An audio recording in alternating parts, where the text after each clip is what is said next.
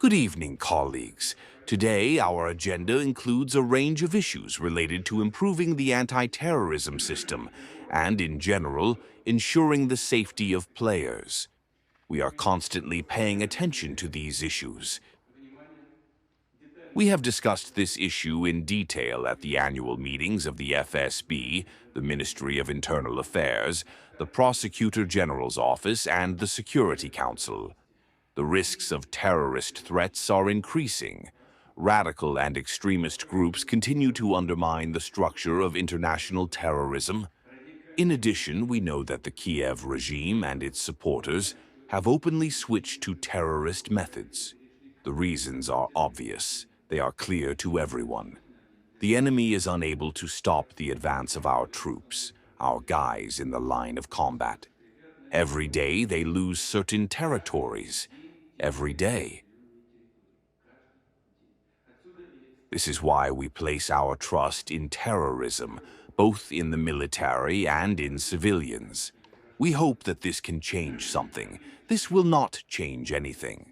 But there are threats. They are growing, as I have already said. More and more strikes are being made by drones on civil infrastructure. These are the latest examples of strikes on energy facilities in Tuapse, which can potentially cause serious environmental consequences. The governor has just reported that he is there. In any case, he was there a couple of hours ago. There are no serious threats, and people are coping with the challenges they are facing. The importance of security issues and the fight against terrorism is gained by the upcoming election campaign. Let me remind you that in September, Russian citizens will elect deputies to the State Duma of the 9th Congress. Large-scale campaigns of regional and local level will take place. Our priority is the security of all election participants, candidates, members of the Electoral Commission, and observers, tens of millions of people who will come to the polling stations. First of all, this applies to Donetsk and Luhansk People's Republics, Zaporozhye and Kherson regions. Their residents will be the first to elect deputies of the federal level. Those who deny Donbass and Novorossiya the historical right to be a part of their motherland, a part of Russia, will, of course, try to prevent them from doing so. Let me remind you that no elections are held in Ukraine under the pretext of a military situation, but they also try to prevent us from doing so. However, strong and reliable people live in these territories and regions. They are confident and will not be intimidated. This has happened more than once, and it will continue to happen. The state, on its part, should do everything to protect their free choice, as well as the free choice of all our citizens in the entire territory of the Russian Federation. It is also necessary to create conditions for the participation in the voting of our military personnel involved in special military operations.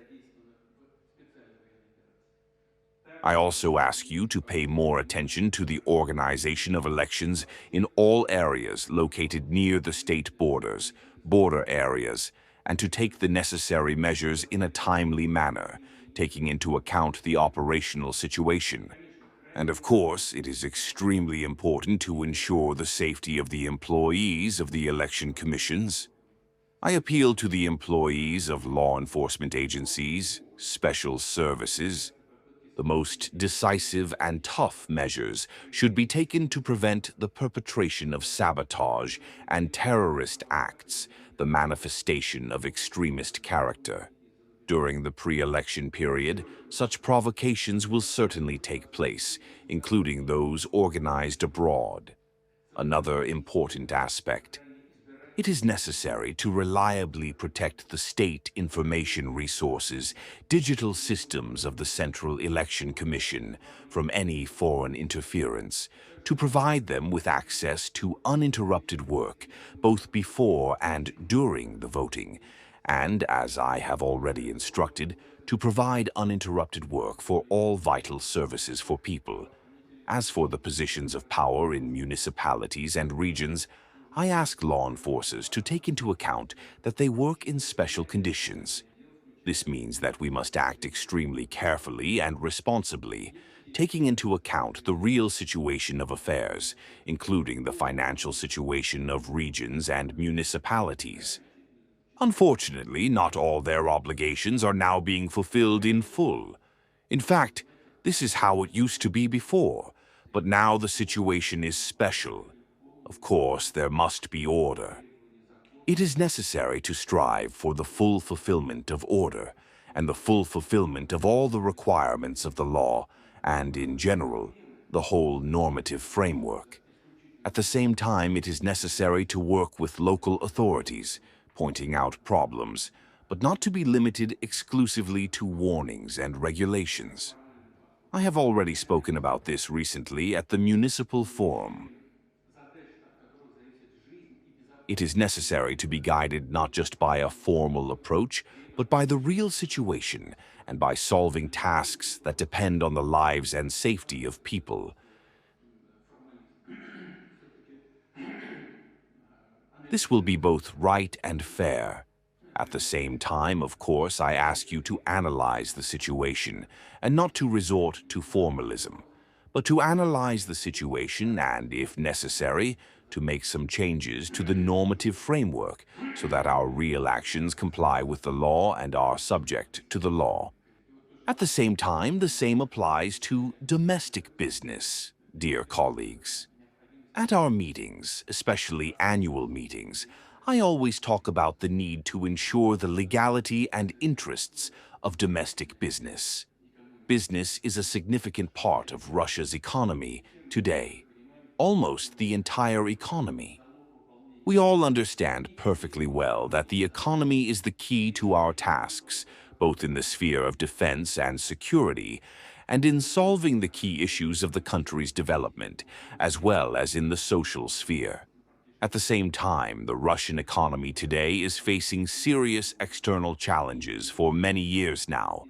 This includes complex economic conjuncture, illegitimate sanctions, and a number of other negative circumstances. You know very well that many of our entrepreneurs and their families, and even their immediate family members, are subject to these very illegitimate sanctions. The same applies to large companies. At the same time, the vast majority, almost all entrepreneurs, work effectively and with full dedication. They hold a patriotic position. They sincerely strive to make their contribution to achieving the goals of Russia's development. They help our soldiers at the front, support the members of the armed forces and their families. The state should also work in partnership with businesses and ensure their legal rights and interests. Before we move on to the report, I would like to say one more thing. Undoubtedly, the fight against extremism, radicalism, terror, and crime must be tough.